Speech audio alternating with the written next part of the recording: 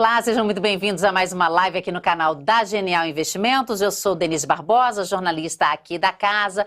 E o assunto dessa nossa live é M. Dias Branco, empresa cearense gigante no setor de alimentos que passou a pandemia vendendo mais e exportando mais. A gente vai entender como a empresa funciona, quais as marcas, como ela trabalha, para onde que ela vende. A gente vai saber todos os detalhes dessa empresa que tem ações na Bolsa e que vem aqui dividir com a gente essas informações. Vou apresentar aqui meus convidados. Eu tenho o Fábio Cefaly, eu tenho aqui o cargo dele, o Fábio Cefaly, diretor de Relações com Investidores e Novos Negócios da empresa. Tudo bem, Fábio? Tudo bom. Obrigada por você estar aqui mais uma vez com a gente, viu? Você já veio aqui uma vez conversar com a gente. Obrigada por voltar.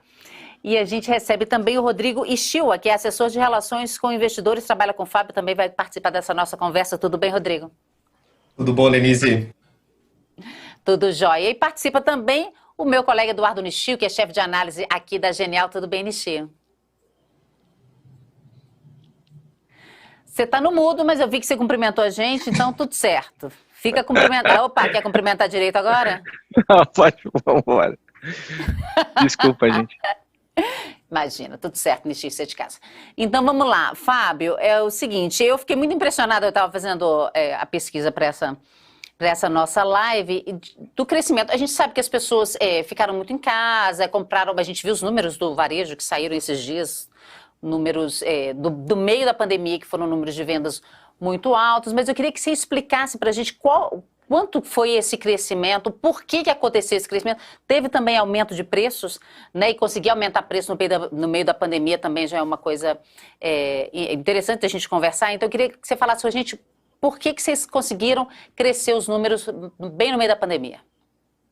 Bom, primeiro, boa tarde, Denise, boa tarde, Nishio.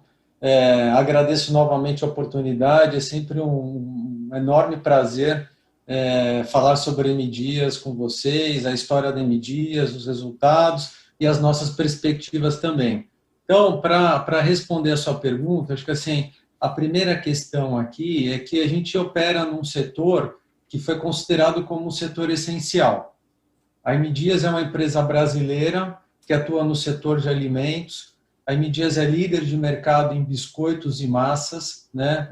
Em praticamente todas as regiões do Brasil. A gente tem 1/3 de participação do mercado, então a cada 10 pacotes de biscoitos ou de massas comprados no Brasil, 3 ou 4 são da M. Dias Branco, né? Temos 34% de market share tanto em massas quanto em biscoitos, e a gente opera no país inteiro, né? E nesse momento de pandemia, ali desde o início de março, o que a gente viu, olhando internamente, foi uma continuidade dos bons resultados, do ponto de vista de volumes, desde o terceiro trimestre do ano passado, né? E para a gente operar num setor que foi considerado como um setor essencial, vimos também que assim, houve ali no começo da pandemia uma certa corrida, né, aos supermercados, os consumidores, assim, a população em geral preocupada com que ninguém sabia exatamente o que ia acontecer, né, numa situação tão complicada de pandemia, houve aquela corrida aos supermercados, um pico de demanda ali entre março e abril, mas o que a gente viu após isso, né, maio, junho, julho, agosto, assim, foi que aparentemente a demanda mudou de patamar, né? Isso combinou com o momento da empresa em que a nossa execução estava muito boa, mas não em função da pandemia, e sim em função de uma série de medidas que nós adotamos ao longo do ano passado para dar mais robustez à nossa estratégia comercial e à nossa estratégia de distribuição. Então, acho que o que aconteceu foi uma combinação, um aumento da demanda, principalmente naquele momento inicial da pandemia, que houve a corrida aos supermercados, com um momento muito bom de execução da M. Dias Branco, né? Então, crescemos sim, não só durante a pandemia, mas mesmo antes da pandemia. O primeiro trimestre, que não tem impacto nenhum de pandemia, os nossos volumes cresceram mais de 20%, na comparação ano contra ano, ou seja, primeiro tri 20 versus primeiro tri 19. O segundo trimestre, aí sim pode ter aí alguma variável pandemia, né, nessa equação, principalmente do ponto de vista de demanda, mas nós demos continuidade àquele bom momento dos volumes desde o quarto trimestre do ano passado.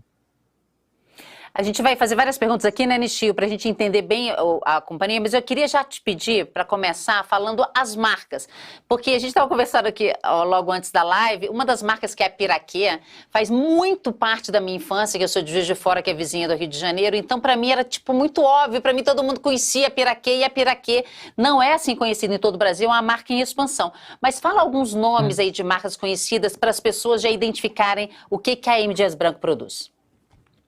Nós temos, aí, Denise, essa pergunta é muito importante. Nós temos 19 marcas, né?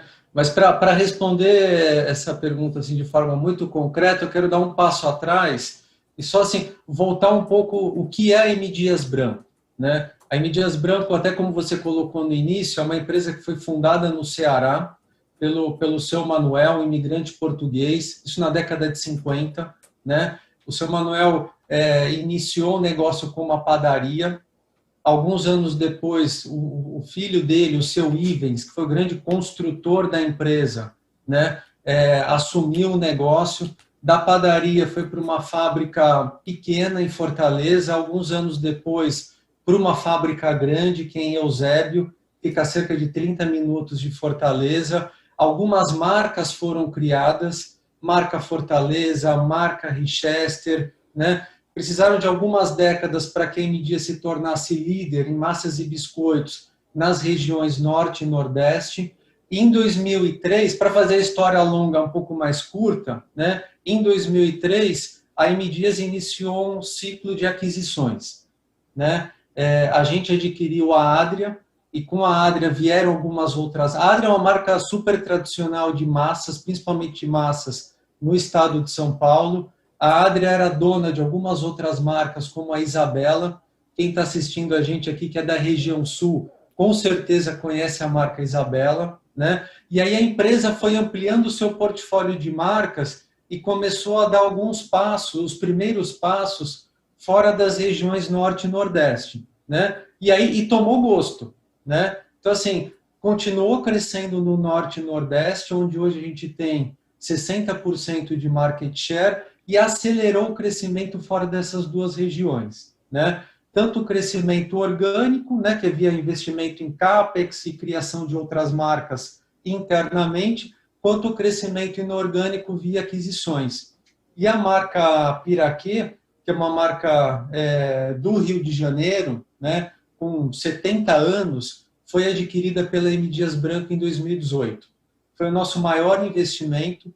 Foi uma transação de 1,5 bi, né? É uma marca icônica, principalmente nos estados do Rio de Janeiro e do Espírito Santo, mas como a gente estava comentando aqui antes, falou, pô, eu sou de Minas Gerais, eu conheço a marca, quem é de São Paulo também conhece a marca, mas quando a gente olha a receita da Piraquê, ainda está concentrada no Rio de Janeiro e no Espírito Santo, mas tem um potencial enorme de crescimento no país todo, né? E essa marca, ela acabou completando o nosso portfólio de marcas. Então, quando a gente olha para as 19 marcas da empresa, a gente tem marcas que servem os consumidores em todas as regiões do Brasil, né? E consumidores de todas as classes sociais. Tanto aquele que quer comprar um produto que tem um preço mais baixo, um preço intermediário, ou um produto mais premium, como é o caso de um biscoito da marca Piraquê.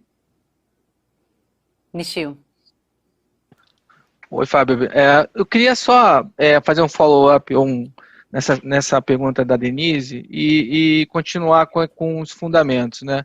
A gente sabe que vocês vendem biscoito, vendem farinha, mas eu queria saber como que vocês lucram, né, com toda essa operação. Como funciona a empresa? Vocês compram trigo, processam trigo aqui? E também, se pudesse, na sua visão, falar para o pessoal qual, na sua visão, são as vantagens competitivas da empresa hoje.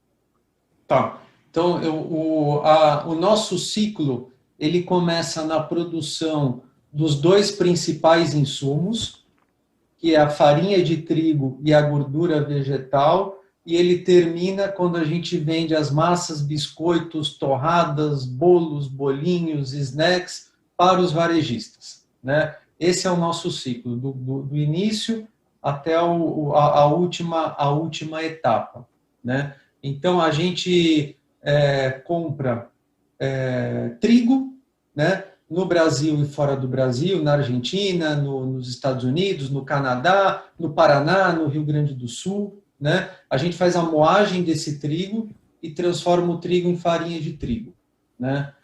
E a mesma coisa para a gordura vegetal. A gente compra óleo de palma, né? No Brasil e fora do Brasil, e faz o beneficiamento do óleo de palma para gordura vegetal. Esses são os dois principais insumos. E aqui já tem uma primeira vantagem competitiva da M. Dias, que é a verticalização, né? Assim, a M. Dias depende da M. Dias para os dois principais insumos. Isso é importante do ponto de vista de custo, do ponto de vista de qualidade dos dois principais insumos e do ponto de vista da disponibilidade dos dois principais insumos, né?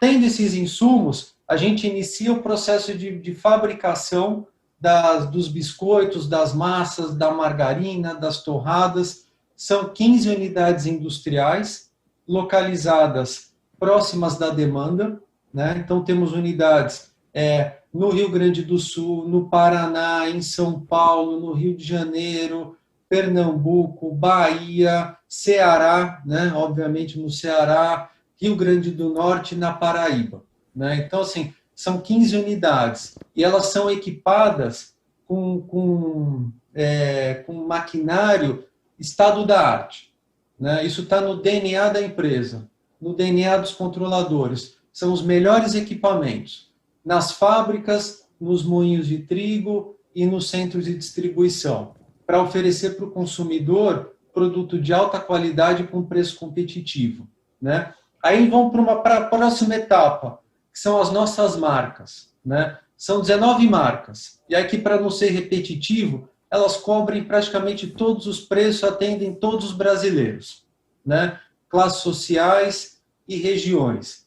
E a gente vende esses produtos para os varejistas, né? Então, assim, outra vantagem competitiva, essa amplitude das nossas marcas e do posicionamento de preço. Então, quando o consumidor, em função de qualquer motivo, ele está com o bolso um pouco mais apertado, ele quer um produto um pouco mais barato, a M. Dias consegue oferecer. E vice-versa, ele quer um produto um pouco mais premium, ele compra um macarrão da Adler, ele compra um biscoito da Piraquê, ou no Nordeste um biscoito da marca Fortaleza, né? Então, assim, essa é outra vantagem da M. Dias Branco. Indo talvez aqui para a última etapa, que é a comercialização para o nosso cliente, que é o varejista. A gente atende todos os perfis. O pequeno varejo, o varejo de bairro, o que a gente chama de key account, que são aquelas marcas mais nacionais de varejo, o atacarejo, ou cash and carry, né, que é um canal que tem crescido muito. Iniciamos no e-commerce, nas principais plataformas, logo no início da pandemia. A pandemia acabou catalisando, né, a entrada da M. Dias no comércio, no e-commerce. Então, assim, aqui tem outra vantagem da M. Dias Branco, né, que é a nossa capacidade de atender clientes, né, no país todo, com eficiência, rapidez e entregando todo o pedido que é feito por esses clientes, né, independente do tamanho do varejo. Se é um varejo de bairro, que tem 1 ou 2 checkouts, ou se é um cash and carry de uma bandeira tradicional que está presente no país todo, né? Então, assim, tentei aqui, assim, ir lá da produção do insumo até a venda para o nosso cliente, que é o varejista, né? Agora, o que é transversal nessa história, né? Acho que, assim, tem uma questão que é a governança da empresa. Hoje a gente tem a terceira geração da família Dias Branco à frente da empresa, com executivos do mercado, né? Alguns que estão na empresa há mais de 20 anos e outros que se juntaram ao grupo recentemente. Mas, assim, isso cria uma boa química, né, entre a família, que é a grande guardiã da cultura da empresa, com os profissionais do mercado, né? E a família está tanto na execução, no nível de vice-presidente e CEO da empresa, quanto no conselho. A gente tem conselho de administração com membros independentes, comitê de auditoria, comitê de governança. A empresa ela é listada no novo mercado desde o seu IPO, então a gente segue exatamente todos os mais altos padrões de governança corporativa. E aqui, aí, Nishi, uma outra questão transversal, eu te passo a palavra de novo, é a questão da solidez financeira, né? A M Dias é uma empresa muito ambiciosa no seu plano de crescimento, mas, ao mesmo tempo, muito conservadora do ponto de vista financeiro, sem perder boas oportunidades de investimento, como é o caso da Piraquê. Então, quando a gente olha o nosso balanço, né, a gente tem uma alavancagem muito baixa. Nesse momento, de 0,4 dívida líquida pelo EBITDA. É uma alavancagem baixa, que habilita a M Dias a fazer grandes investimentos, tanto orgânicos quanto inorgânicos. A empresa gera muito caixa, é uma grande geradora de caixa, e a gente tem um rating AAA pela Fitch, há 3 anos. E, Fábio, só complementando, acho que um ponto legal para a gente também mencionar, que é um fator aí forte da companhia, nós temos hoje 15 fábricas espalhadas por todo o Brasil, né? E 35 centros de distribuições e 7 moinhos, sendo que 5 ficam ali na região norte e nordeste e 2 aqui no sul e sudeste, o que nos possibilita, né, a ter uma agilidade maior na entrega e até mesmo uma capacidade de produção muito forte. Agora, Rodrigo, durante o período mais forte da quarentena, não mudou nada na empresa, do tipo, vocês não tiveram que fechar, já que tem fábricas espalhadas por todo o Brasil, tinham legislações também diferentes, né? Não teve que fechar nenhuma fábrica, não interrompeu a produção de nada, não diminuiu a produção de algum produto, ficou vida normal nas fábricas? Deixa eu começar e você complementa. Pode ir, tá ok. Assim, normal não foi, né? Isso eu posso dizer com toda certeza, normal não foi. Mas o que aconteceu, Denise, assim, logo no início, eu lembro perfeitamente, foi naquela semana ali, começou dia 13 ou 14 de março, né? Quando a quarentena foi decretada em São Paulo, aí depois essa quarentena foi replicada para todos os estados no Brasil, com um timing aí um pouco diferente, né? Naquele momento, a gente decidiu criar um comitê de crise, e ali realmente a visibilidade estava muito baixa, né? Ninguém sabia exatamente o que ia acontecer com o câmbio, com demanda, com o consumidor e principalmente com a questão de saúde, né? Então a gente criou um comitê de crise com executivos da empresa. Eu participei desse comitê, participo ainda, porque o comitê ainda existe, né? Controladores participaram, vice-presidentes participaram. A gente criou uma rotina diária de reunião, uma reunião do comitê das 10 às 11, durante dias úteis, fim de semana, feriados, assim, exatamente todos os dias. E naquele começo, assim, tinham assuntos novos a cada dia, né? Que é um decreto estadual, decreto municipal, regra nova, uma regra que era lançada na noite, um determinado dia, na manhã do dia seguinte já estava diferente. Então, assim, realmente foi um contexto bastante complicado, né? Só que, ao mesmo tempo, a gente viu, a gente está num setor que é considerado essencial, na demanda a gente não viu nenhum tipo de arrefecimento, né? A demanda até aumentou um pouco no primeiro momento, e a gente precisou atender aquela demanda, né? Até quase uma responsabilidade social, atender a demanda, né? Ainda mais a demanda por alimentos. Só que, ao mesmo tempo, a gente teve que pedir, né, para centenas de colaboradores voltarem para casa, né, que é o grupo de risco, né, em função de idade, algum tipo de comorbidade. Então, assim, temos 17 mil colaboradores no total. Então, muitos colaboradores foram para casa.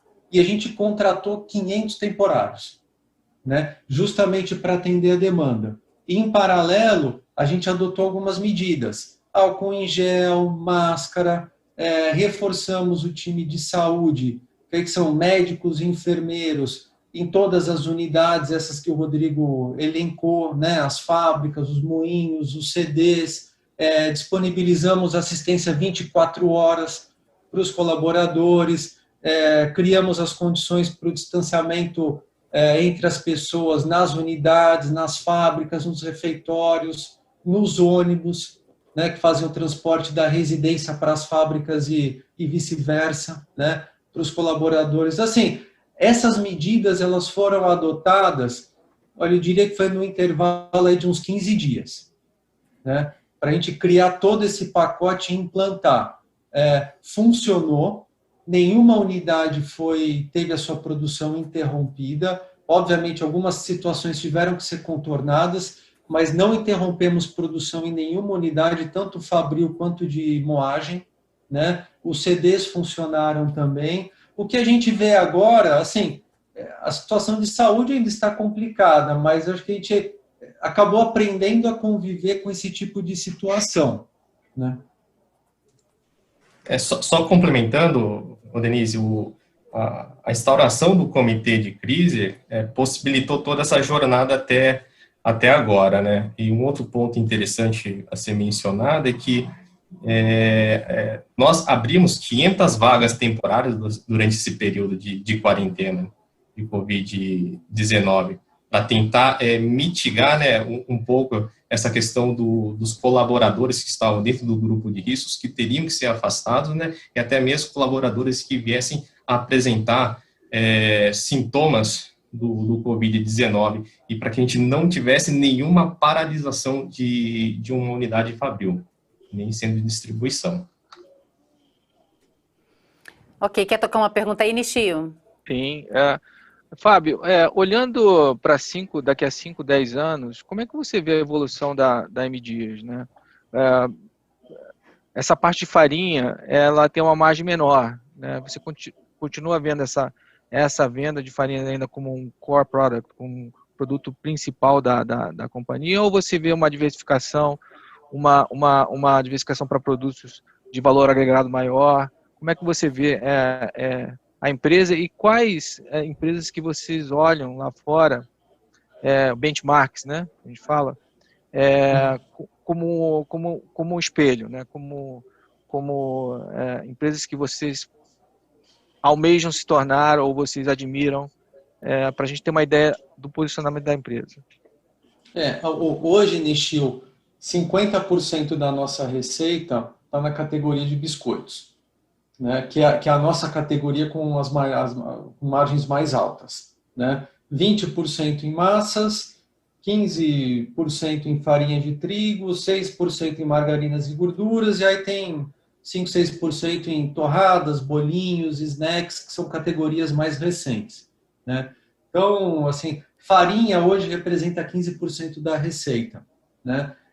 É mais relevante na parte industrial com relação aos insumos, que aumenta a nossa competitividade do ponto de vista de custo e qualidade, do que na receita, né? A grande ambição da empresa, o grande norte, é a M. Dias ser uma empresa de alimentos, né? Hoje somos uma empresa de biscoitos, massa, farinha e margarina, né? O que queremos ser daqui 5 anos? Uma empresa brasileira de alimentos, né? Líder de mercado, já somos líder de mercado em massas e biscoitos, temos condições de entrar em outras categorias, o foco é exatamente esse que você colocou, buscamos produtos de maior valor agregado, que vão contribuir para o aumento das nossas margens, né? E produtos que têm um potencial de crescimento, né? Isso olhando o Brasil. Olhamos para fora do Brasil também, né? Assim, temos a ambição de que a M. Dias seja também um player internacional, né? Agora, esse é um caminho de longo prazo, que tem algumas fases ou algumas etapas, né? Estamos numa etapa inicial, estamos exportando, né? Aí podem acontecer outras coisas. Exportamos para Uruguai, Paraguai, Moçambique, Angola, Estados Unidos, Portugal, alguns países da América Central, principalmente biscoitos, massas e farinha de trigo, né? Desenvolvemos produtos exclusivos para exportação, Então, assim, representa 5% da nossa receita hoje, mas tem um potencial enorme. E aí, futuramente, podemos ter alguma unidade industrial fora do Brasil? Sim. Podemos olhar o crescimento inorgânico fora do Brasil? Sim. Né? Mas aí, assim, não estou dizendo vai acontecer alguma coisa no curto prazo. Não, não é isso. Mas olhando um horizonte, como você colocou aí, de longo prazo, 5, 10 anos, essa é a grande ambição da empresa. Né? Assim, olhamos várias empresas, é difícil achar uma empresa que seja como o mercado diz, um peer, né? Quase uma comparação perfeita com o M. Dias, porque não tem, né? Mesmo fora do Brasil, com as mesmas características de verticalização, esse conjunto de categorias, 19 marcas, né? Mas tem sim algumas multinacionais que a gente toma como referência, não só em alimentos, mas em bebidas também, multinacionais da Europa, dos Estados Unidos, da América do Sul, né? Grandes empresas no Chile, na Colômbia, no Peru. Então, assim, a gente olha várias empresas como um grande benchmark. O Nishio, já está pingando aqui várias perguntas da audiência, já vou fazer algumas, tá? Então, vamos lá. O RJP pergunta, a M. Dias Branco pensa em lançar produtos premium e orgânicos? Sim, a resposta é sim, né? O orgânico eu colocaria num guarda-chuva maior, que é o que a gente chama de saudabilidade, né?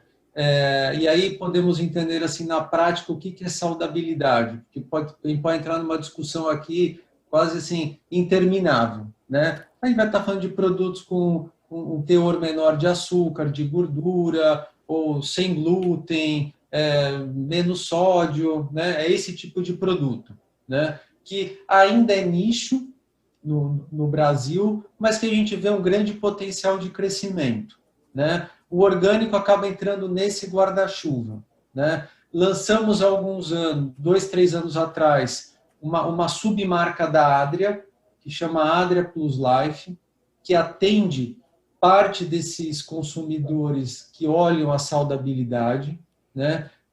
No ano passado, lançamos bolinhos e biscoitos sem glúten, e esse lançamento foi resultado de um programa de conexão com startups, que é um programa Germinar, né? Que tem várias frentes, e uma das frentes desse programa Germinar é justamente o desenvolvimento e a busca por startups que operam na saudabilidade, né? Então, nós fizemos uma parceria com uma startup, uma empresa aqui de São Paulo que chama Celivita, né? É uma empresa muito bacana, assim, que produz e comercializa itens sem glúten, né? E a Celivita está produzindo para a M. Dias Branco esses produtos sem glúten na marca Adria Plus Life, né? Investimos numa outra empresa, numa outra startup que chama Mandala, né? A Mandala é uma empresa também de São Paulo que vende pratos prontos sem os 20 principais alergênicos,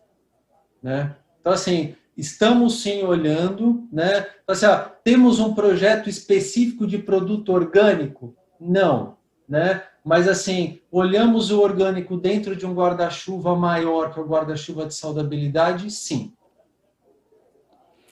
Rodrigo, vou te passar a próxima pergunta. O André diz que é acionista da empresa e pergunta como a empresa está lidando com o dólar alto. Essa é uma pergunta que acho que todo investidor, não só investidor pessoa física, faz para a gente, né? Como o Fábio mencionou no começo, né, um dos drivers nosso é o trigo, né? E uma boa parte desse trigo, ele, por ser uma commodity, ele é dolarizado. Uma das ações que a gente acabou implementando, foi até no final de julho, foi a aprovação da nossa nova política de hedge. Ela vai vir para complementar e ajudar a gente a ter uma garantia, né, de uma precificação, né, de ter um dólar mais fácil para a gente trabalhar, porque o complicado hoje é a gente se programa para trabalhar, né, a um dólar de 5 e a volatilidade dele, né, indo para 6, 7, 8, acaba complicando todo esse planejamento passado que a gente fez, né, tendo que sempre revisitar os nossos modelos. Uma vez que a gente consiga travar esse dólar futuro, né, a gente consegue aí ter um planejamento mais assertivo. Então, a aprovação da política de hedge, né, trazendo aí para dentro da companhia o hedge account, é uma das iniciativas que a gente implementou agora nesse ano, que vai vir para favorecer, ajudar essa volatilidade que a gente hoje se encontra, né? Fora isso, a companhia também tem algumas outras iniciativas, né? Que a gente já trabalhava no passado, por exemplo, fazer o swap, né, das nossas dívidas que estão em moedas estrangeiras. E deixa eu só complementar aqui, Denise, a questão a desvalorização do real foi forte e rápida, né?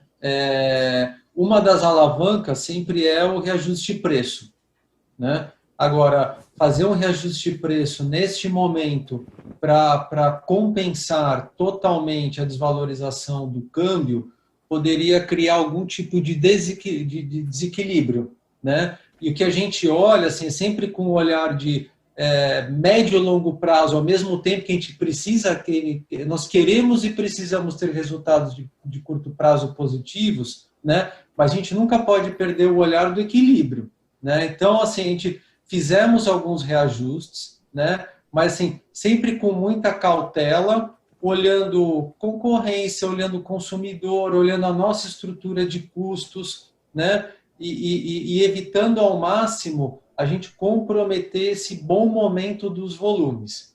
Então, o que o Rodrigo colocou está correto, né? A política de hedge ajuda a empresa a reduzir a volatilidade das commodities, porque praticamente todas as commodities que a gente compra são cotadas em dólar, né? Então, reduz a volatilidade dessas commodities nas nossas margens, melhora a nossa visibilidade, ajuda a gente a trabalhar melhor os preços, e os aumentos de preço foram feitos com muita cautela, sem quanto comprometer aumento, os Fábio? volumes. Fizemos 2, um no final do primeiro TRI e o segundo no final do segundo TRI, ambos na ordem de 6%. Tá. O André também pergunta se a empresa já conseguiu unir a sinergia da marca Piraquê. Sim, Fábio. sim. Quando nós adquirimos a Piraquê tinha uma margem EBITDA de 14%. No segundo trimestre, a Piraquê encerrou o período com uma margem EBITDA de 24%. Então, isso é ganho de captura de sinergia, né? Tanto do ponto de vista fabril, de verticalização, que eu coloquei como que é uma grande vantagem competitiva da M. Dias Branco, que é a verticalização de farinha de trigo e de gordura vegetal. A Piraquê já está inserida nesse processo e já está 100% verticalizada, né? Então, parte dessa captura de sinergias veio da verticalização, a combinação das forças de vendas de Piraquê e de M. Dias, a distribuição, na área administrativa, né? Hoje a área administrativa está toda em Fortaleza, então capturamos sim, né? Tem mais sinergia, Fábio? Ainda tem, né? Tanto na estrutura de custos e despesas, quanto no top line, quanto na receita. Porque, assim, tem um caminho enorme de crescimento da Piraquê fora do Rio do Espírito Santo, que já está acontecendo, né? A gente começou a vender Piraquê fora do Rio e do Espírito Santo no início do ano passado no Nordeste, então já são mais de 12 meses de comercialização de Piraquê no Nordeste, e os resultados são muito bons, tanto do ponto de vista de volume, quanto na manutenção do mesmo preço médio das mesmas margens. Agora, o povo quer saber, no Brasil inteiro é biscoito, só aqui em São Paulo que é bolacha? A gente atende o consumidor. Se o consumidor prefere chamar de bolacha, é bolacha. Se ele prefere chamar de biscoito, é biscoito. Eu acho que o Nishio tem uma outra opinião aí, por ser carioca, né? A gente atende o consumidor. É o que eu falo, assim, a gente vende no país todo. Mas no pacotinho vem como? No pacotinho vem escrito o quê? Biscoito ou bolacha? Internamente a gente fala biscoito. Biscoito. Então vamos lá. Gente, vocês Mas acabaram quem manda é o explicando... consumidor. Exatamente. Quem Quiser manda comer uma bolacha, isso aí. manda aí. É isso aí mesmo. Quem manda é o consumidor. E vocês saíram endividados desse deal aí, desse negócio com a Piraquê? Teve que fazer uma alavancagem muito grande? Não muito grande, viu, Denise? Antes da aquisição, a gente estava com uma posição de net cash, né? Que é quando a empresa tem mais caixa do que dívida. Quando a gente adquiriu a Piraquê, que foi um negócio de 1,5 bi, a alavancagem foi para 0,9. Menos de uma vez EBITDA, né? Tá. E é uma alavancagem muito conservadora ainda, mesmo assim. E foi caindo. E ela já agora está em 0,4. Sim. Em moeda local. Dívida em dólar. Em moeda local. Tem um pouco, mas ela é sempre protegida. Sempre tem o swap do câmbio para o CDI. Então, não tem risco cambial, né? E foi a mesma história com a Vitarella, que foi a aquisição que a gente fez em 2008, né? Quando compramos a Vitarella, a alavancagem foi para 2 vezes EBITDA, e aí em 2, 3 anos foi para a posição de net cash de novo. Tá. Só complementando, Marília... Denise, assim, a companhia ela sempre foi muito conservadora, né? Então, se a gente observar historicamente o balanço, ela sempre foi uma boa geradora de caixa e sempre mantivemos, né, a nossa alavancagem muito conservadora ali, abaixo de uma vez o EBITDA, né? Sem perder bons investimentos. Então, sem perder bons investimentos, trazendo um pouquinho dessa visão histórica da empresa. O Romeu pergunta se vocês pensam em lançar pães na linha da Puma, o Vic Bold, etc. Olha, a gente fez no ano passado, a gente fez nós revisitamos o nosso plano estratégico de 5 anos, né? Esse é um processo, essa é uma rotina da empresa, né? A cada 2, 3 anos, no máximo 4, nós revisitamos o plano estratégico, né? E naquele momento nós definimos 3 grandes áreas de crescimento. O que a gente chama de core business, que é o negócio atual, que é biscoitos, massas, farinha de trigo e margarina. Então, existe um plano de crescimento para essas categorias, que é crescer forte no Sul, Sudeste, Centro-Oeste, com distribuidores, investindo mais em marketing, alavancando o Piraquê, defendendo o Nordeste. Então, tem um plano todo definido, né? Uma segunda avenida de crescimento, que aí eu vou tocar na sua pergunta aqui, que são novas categorias, né? E uma terceira avenida de crescimento, que é o mercado externo, que está acontecendo via as exportações. Então, assim, estrategicamente, temos 3 avenidas de crescimento. E esse crescimento ele pode acontecer pela via orgânica e pela via inorgânica, né? Então, assim, para contextualizar, agora vamos responder a pergunta. Quando olhamos outras categorias, fizemos um estudo de mercado, mapeamos, estudamos, analisamos, e aí nós identificamos algumas categorias, né? E aí não é camisa de força, né? Mas, assim, são categorias que são utilizadas mais como uma referência, né? Que podem ser sinérgicas ao negócio da M. Dias. Chocolates, achocolatado em pó, isso tudo é público, tá? Cereais, pães. Então, assim, para responder a pergunta, assim, M. Dias já estudou o mercado de pães? Sim, né? Assim, temos algum plano assim concreto para qualquer uma dessas categorias? Obviamente, isso eu não posso dizer, mas o que eu posso dar visibilidade para quem está participando aqui da live com a gente, assim, que essa é uma das categorias que já foi estudada pela M. Dias Branco, né? E ela tem sinergia, sim, do ponto de vista de distribuição, comercial, eventualmente com as marcas, né? Obviamente a questão da cadeia do trigo, que o trigo, a farinha de trigo é o principal insumo, mas é uma das categorias que a gente já estudou. A Marília pergunta, as vendas do segundo trimestre foram muito fortes, continuam assim? Olha, sobre o terceiro tri não posso falar porque a gente ainda não divulgou, né? Agora, com relação à demanda, né, nós não vimos nenhuma desaceleração da demanda. Tá. Essa demanda, a gente pode... Queria saber se se é um one-off, né? Uma coisa que aconteceu por conta especificamente da pandemia, ou vocês acham que é estrutural, que vocês continuam com a demanda forte pro ano que vem, enfim? Olha, é difícil saber, viu, Nishio, porque são tantas variáveis, elas estão se mexendo tanto, né, que é muito difícil saber. Logo no início da pandemia, a gente até tomou uma decisão interna, falou assim, olha, imagina, estava lá em março, vamos planejar o quarto trimestre. Ele falou, não é possível, a gente tem que planejar assim, o próximo mês, os próximos 2 meses e executar muito bem. Né? Então, assim, é a execução acima de qualquer coisa, porque assim, tem que garantir a produção, garantir a segurança do colaborador, garantir que a gente vai entregar para o cliente e o cliente para o consumidor final. Né? Agora a gente já está no momento que as coisas já estão mais estáveis. Né? Então, assim, no nosso negócio, no nosso setor. Né? Então, assim, neste momento a gente já começou a trabalhar os volumes para o ano de 2021. Mas, assim, ainda existem algumas perguntas sem resposta. Né? Pô, quanto que o auxílio emergencial ajudou? É muito difícil dessa resposta. É muito difícil ainda isolar todos os fatores. Né?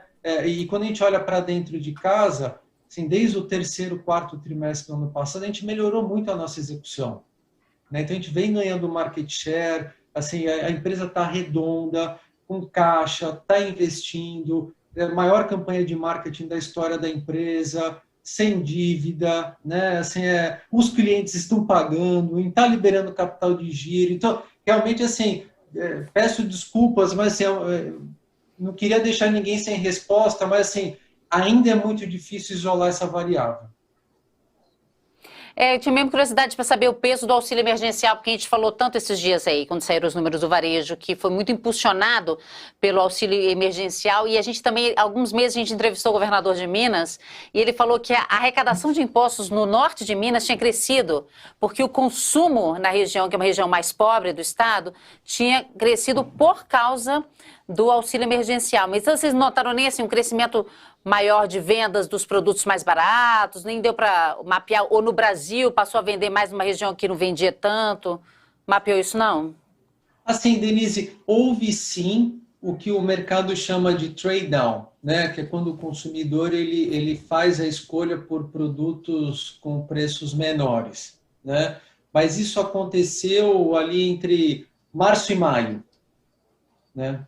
Março e maio, assim, não, foi um movimento sutil, mas aconteceu. Agora, isolar o efeito de auxílio emergencial é muito difícil. Né? Assim, a gente acredita que deve ter ajudado, né, em alguma coisa, mas assim, é muito difícil dizer quanto que ajudou.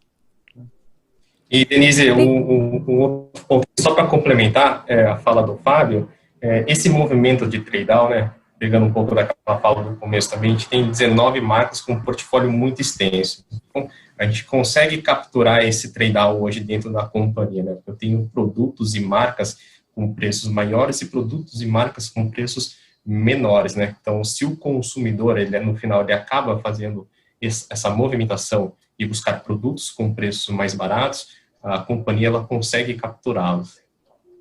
Uhum. Tem uma pergunta aqui do Ricardo, que ele colocou o ticker, né, que é MG3, aí ele colocou DY, que eu imagino que seja dividend yield, de 0,7%. Perspectiva de aumento? Assim, eu diria que não, neste momento não, né, não existe nenhuma decisão neste momento para alterar a nossa prática de payout, né, que é a distribuição de dividendos em JCP. Hoje a gente paga cerca de 40% do lucro líquido distribuível, né? E o desembolso acontece no mês de abril do ano seguinte. Né? Agora, assim, voltando na questão das oportunidades, né? É uma empresa que vê muitas oportunidades de investimento, né? Tanto investimento orgânico como inorgânico. Então, assim, quando a gente pensa no uso do caixa, né, tem muita oportunidade para a gente continuar crescendo e continuar investindo. Olha, a Ana Cláudia falou que no Nordeste está crescendo muito a piraquê, apesar do biscoito Fortaleza ser muito bom. Confesso para vocês, estou curiosa para experimentar o biscoito Fortaleza. Porque vocês falaram aí que no Ceará vende mais esse biscoito Fortaleza, né? E ela comentou aqui em São Paulo não acha, não? Não, São Paulo não. A Fortaleza não é uma marca nacional. A Fortaleza é a primeira marca da M. Dias, né? É uma marca líder de mercado no Ceará, mas assim, é uma marca regional, né? O dia que você vier tomar um café aqui com a gente, você A traz pra mim, Fortaleza tá, é- Fábio? Ah. Eu levo A todas. Fortaleza Tabela, Piraquê, Adria. A Fortaleza Fala, é a Rodrigo. piraquê do nordestino, né? A gente fala piraquê para o carioca e para o nordestino é a Fortaleza. É muito conhecido, Beleza. muito icônico na região. Todo mundo Eu tenho que pai e mãe cearenses, passou- eu acho que eu estou no direito, isso me dá o direito de experimentar o biscoito Fortaleza. Ó, Tá, gente? Aí, com certeza. eles com certeza. conhecem, provavelmente. E os produtos são muito bons. Os produtos são muito bons. A Fortaleza ela tem biscoitos, massas, torradas. É uma marca fortíssima no Ceará e em outros estados do Nordeste. Agora, a gente encontra a Fortaleza no Centro-Oeste. No Centro-Oeste a gente Já tem. está espalhando, Mas, né? no Sudeste não.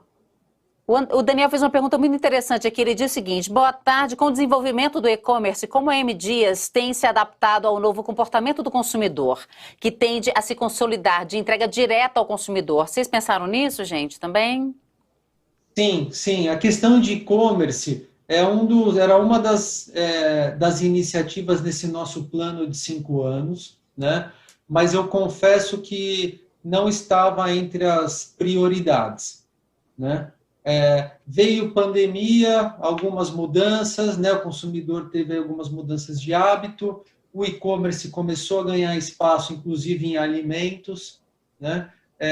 E aí nós agimos rapidamente, né? Então, nós colocamos algumas das nossas principais marcas, aí volta, Adria, Piraquê, Fortaleza, Vitarella, nas principais plataformas, né? Então, Rappi, Magazine Luiza, B2W, né? Assim, hoje assim, o consumidor já encontra as principais marcas da M. Dias nessas plataformas. Não temos um plano de desenvolvimento de uma plataforma nossa, né? Mas acreditamos que as nossas marcas são, sim, muito competitivas nessas plataformas que já existem. Criamos um time, não tínhamos um time de e-commerce, criamos um time, trouxemos pessoas do mercado, juntamos com pessoas que já eram da empresa, estamos investindo mais, então, assim, tá bem no começo, é muito embrionário, mas, assim, a gente confirmou que as nossas marcas são fortes pelo desempenho que a gente vê dessas mesmas marcas no e-commerce. Ô, Nishio, tem um monte de pergunta aqui do pessoal, eu estou fazendo, mas se você quiser entrar aí, você entra no meio e pergunta, tá? Tá, só fazer uma pergunta então, acho que até o pessoal entender melhor a empresa. Para quem está começando a olhar a M. Dias, vocês falaram de algumas variáveis importantes, como o trigo, enfim, o dólar. Quais as variáveis que você acha importante para quem está olhando o papel pela primeira vez, ou está fazendo algum cálculo, está acompanhando? É a questão das margens, questão do volume. O que você acha importante o pessoal acompanhar na empresa? Do ponto de vista de receita, obviamente o crescimento, a M. Dias é uma empresa de consumo ela precisa crescer, né? Ela precisa crescer os seus volumes com os preços adequados, né? O crescimento das categorias com as maiores margens, principalmente biscoitos, acho que essa é uma variável importante, o bom equilíbrio entre os canais, o mix de canais, então a gente cresce no cash and carry, no e-commerce, distribuidores, no pequeno varejo, no key account, na rede regional, esse equilíbrio é importante. Do ponto de vista de custos, né, os volumes para a diluição do custo fixo, a questão do câmbio, sem dúvida, é importante. Hoje, 50 e poucos % do nosso custo, né, está atrelado ao dólar, são commodities cotadas em dólar, né? e a estrutura de despesas. Acho que assim, olhando aí numa visão de demonstração dos resultados, obviamente essas são as principais variáveis, né? Indo para as outras demonstrações financeiras, a geração de caixa, né? É uma empresa que gera muito caixa, estamos agora liberando muito capital de giro, e aí, assim, abro um parênteses aqui, acho que essa situação de pandemia acabou catalisando algumas coisas, uma delas foi o e-commerce e a outra foi capital de giro, né? Por ser uma empresa muito geradora de caixa, acho que a gente não dava exatamente a mesma atenção que a gente dá para os resultados ao capital de giro, né? Então, pô, tem muito espaço aqui. Vamos mudar rotina de pagamentos, vamos renegociar com fornecedores, trabalhar com risco sacado. Então, a gente iniciou agora um caminho de liberação de capital de giro também, né? Então, assim, internamente, essas são as principais variáveis. E aí tem renda de consumidor, PIB, obviamente, são variáveis externas importantes. O André pergunta aqui também se continua o programa de recompra de ações. O que são feitas com essas ações que a empresa recomprou? Essas ações estão na tesouraria, não cancelamos, né? O programa continua assim e está aberto até a metade do ano que vem. É um programa que ele permite que a gente compre 8 milhões de ações, que é o equivalente a 10% do free float. Até agora compramos 1 milhão. O EPS pergunta qual é a política de dividendos para o médio e longo prazo. Hoje a política aprovada é de 40% do lucro líquido distribuível. O obrigatório é 25% e na média histórica a gente distribui 40%, né? A nossa prática. Nossa prática sendo uma previsão aí de alteração sobre a política. Tem uma pessoa que mandou uma pergunta aqui em inglês, não sei bem porquê, mas a pergunta é se as ações vão ser canceladas. Talvez a pergunta seja com relação da recompra. Da recompra. Nesse momento, nenhum plano deles de cancelar as ações que foram recompradas. Certamente é em função da pergunta anterior de recompra. Tá. Ô, Nishio, a Ana Cláudia está perguntando aqui o preço-alvo da ação. Você não cobre a ação para ter um preço-alvo, né? Não, ainda não. A empresa tem um preço-alvo? Existe isso ou não? Ou isso é pergunta para analista? Essa é para analista. Essa aí é para o Nishio. Mas a gente não fala. Não fala, então tá bom. A Soraya, depois vocês olham aqui do chat, tá ótimo. Tem várias pessoas que são investidores mesmo de vocês, várias perguntas bem legais. Não, imagina. Nós temos 60 mil acionistas, Denise. E tem alguns bem interessantes aqui participando do nosso chat, inclusive a Soraya Carvalho, que falou que no Centro-Oeste vende bem a Fortaleza. Fábio, ó, isso aqui eu tô lendo, que eu não tô inventando não, tá? Ela falou assim, Fábio, leva uma cestinha com produtos da M. Dias Branco para Genial Investimentos. Adoro. Eu vou levar um carrinho. Eita, que maravilha. Ô, gente, quem for aqui, estiver aqui no chat, que for a primeira vez aqui no nosso canal, que veio pela comunicação, vocês fizeram a comunicação para os investidores da live? Nós fizemos. Então, a CVM agora orienta todas as empresas a fazer a comunicação com os investidores. Então, pelos nomes aqui que eu não conhecia, imagino que tenha muita gente que está aqui pela primeira vez. Então, eu queria convidar vocês todos para se inscreverem no canal. A gente tem muita coisa interessante acontecendo aqui. Por exemplo, daqui a pouquinho a gente tem o fechamento do mercado, que é às 5h30, que é super legal, bem-humorado, com muita informação para você. A gente tem o Morning Call, o fechamento do mercado, a Casa do Trader, que é um programa com os operadores da mesa, falando ao vivo o que está acontecendo. Então, tem muita coisa legal. E a nossa ideia, Fábio e Rodrigo, é trazer sempre executivos como vocês aqui para poder falar da empresa, explicar a empresa, virar do avesso para as pessoas entenderem, agora que tem muita gente vindo para o mercado acionário, para as pessoas entenderem quais são as boas oportunidades e trazer uma empresa que, como eu falei aqui, ó, a receita do segundo TRI ficou em 1.890 bilhões de reais, crescente, com exportação crescente. E assim, são oportunidades que se abrem, né, que as pessoas têm que ter a informação. E essa é a nossa missão aqui. Então, por isso que eu queria convidar essas pessoas novas que estão nos vendo aqui, você também, Fábio, você também, Rodrigo, se inscreverem aqui no canal para poder acompanhar as nossas programações. Tá bom, Fábio e Rodrigo? Com certeza. Combinado. Nishio já é inscrito, né, Nishio? Senão eu vou ali na mesa dele e me inscrevo no computador dele, na marra. Ô, gente, ô Nishio, quer dar uma palavrinha final, agradecer nossos convidados? Não, eu agradeço bastante, mas só mais uma pergunta para o Claro, manda Fábio. brasa. Fábio, vocês cresceram 526% de exportações nesse trimestre passado, né? Apesar de ser ainda pequeno, 5%, você vê as exportações como um canal aí de distribuição importante para a empresa? Sim, com certeza. E aí, Nishio, quando a gente fez aquela revisão do planejamento estratégico em dois anos atrás, né? E aí, voltando àquilo que eu expliquei, quem tem 3 frentes de crescimento e uma delas é o mercado externo, o que a gente fez nas exportações no primeiro semestre desse ano é exatamente o que a gente planejou fazer no ano todo de 2024. Então, assim, o negócio cresceu muito e muito rápido, né?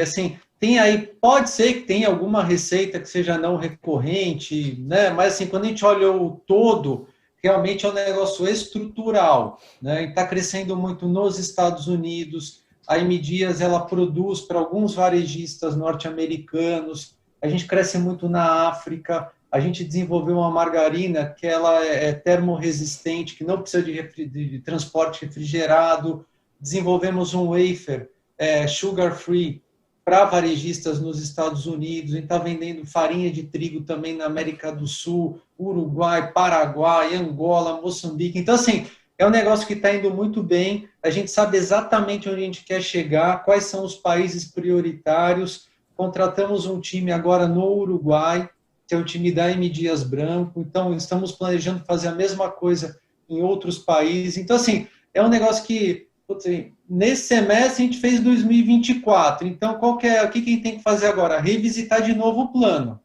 né? Então, o César, que é o nosso diretor de exportação, ele está revisitando o plano de novo, porque já entregou 2024, então tem que repensar tudo. Tem que repensar tudo. Então, assim, sem dúvida, é um negócio muito promissor, com margens boas, né?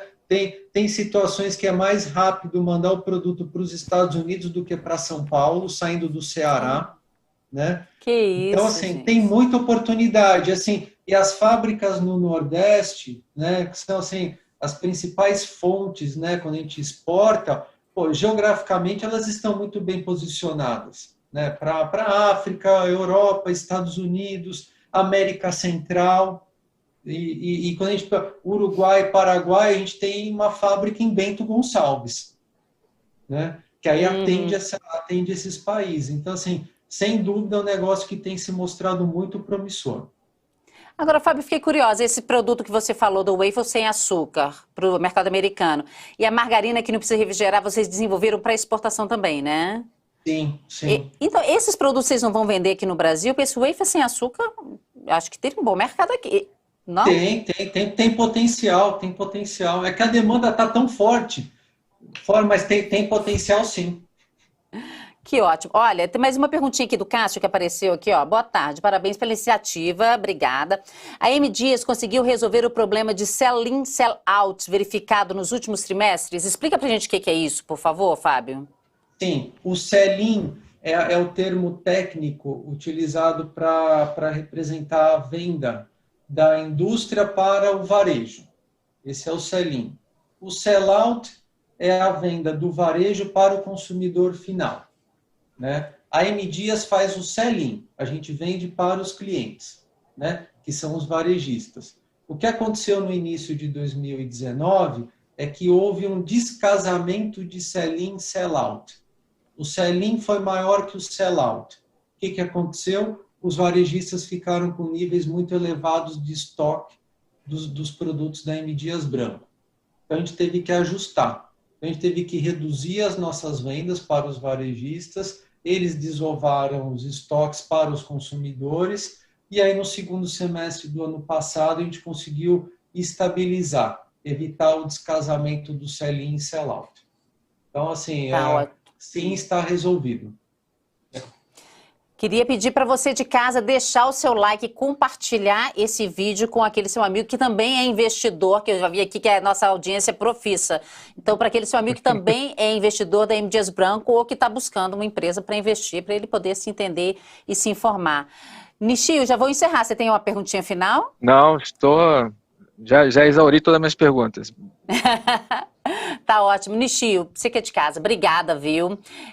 Rodrigo, Ishiwa, Fábio Cefali, muitíssimo obrigada, viu? E mais sucesso ainda para vocês. Obrigada, Fábio.